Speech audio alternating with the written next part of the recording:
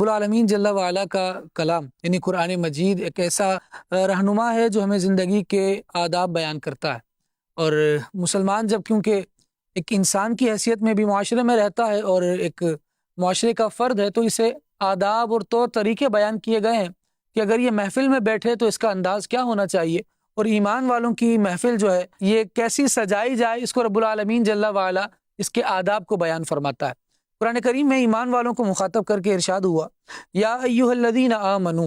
یعنی دیگر قوموں سے ایمان والوں کو یہاں پہلے ہی امتیاز دے دیا گیا، ان کو جداگانہ حیثیت دے کر ممتاز کیا گیا، اور پھر انہیں مجلس کے آداب بتائے گئے۔ ارشاد ہوا اے ایمان والوں، ایمان والے ذرا توجہ اور بڑھا لیں اپنی، اور اس بات کو سنیں کہ ہمارا رب ہم سے کیا ارشاد فرما رہا ہے۔ فرمایا گیا اذا قیل لکم تفسحوا فی المجالس، جب تم سے کہا جائے کہ جگہ کشادہ کرو اپنی بیٹھکوں میں، اپنی مجلسوں میں، تو فافسحوا یفسح اللہ لکم، تو تمہیں چاہیے کہ تم جگہ کشادہ کرو، یعنی آنے والے کو اور جگہ دو کہ وہ بھی تمہاری محفل میں سما جائے، اللہ تبارک و تعالیٰ تمہارے لیے کشادگی پیدا فرمائے۔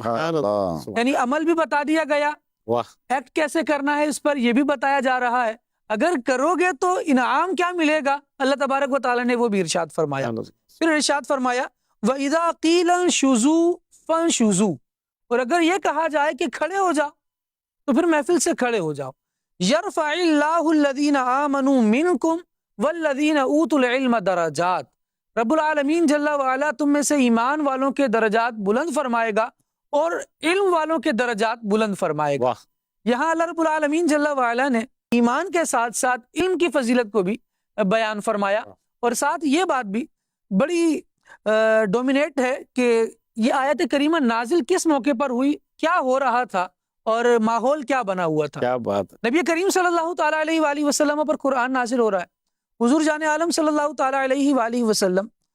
محفل میں تشریف فرما ہے، صحابہ کرام علیہ رضوان سے واضح ارشاد کا سلسلہ جاری ہے۔ بدری صحابہ وہ تھے کہ نبی پاک صلی اللہ تعالیٰ علیہ وآلہ وسلم ان پر زیادہ توجہ دیتے،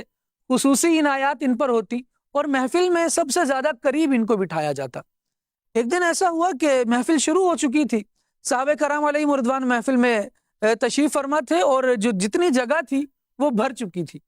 کچھ بدری صحابہ آنے میں کچھ تاخیر ہوئی انہیں، اور وہ پیچھے کھڑے رہے اور نبی پاک علیہ الصلوۃ والسلام کی گفتگو سنتے رہے۔ کچھ دیر بعد نبی پاک علیہ الصلوۃ والسلام نے جب ان کی طرف توجہ فرمائی تو انہوں نے حضور کو سلام عرض کیا، نبی پاک علیہ الصلوۃ والسلام نے جواب ارشاد فرمایا۔ پھر انہوں نے دیگر جو حضرات موجود تھے ان کو سلام کیا، انہوں نے بھی جواب دیا، لیکن جگہ ان کے لیے کشادہ نہیں کی۔ پھر نبی پاک علیہ الصلوۃ والسلام نے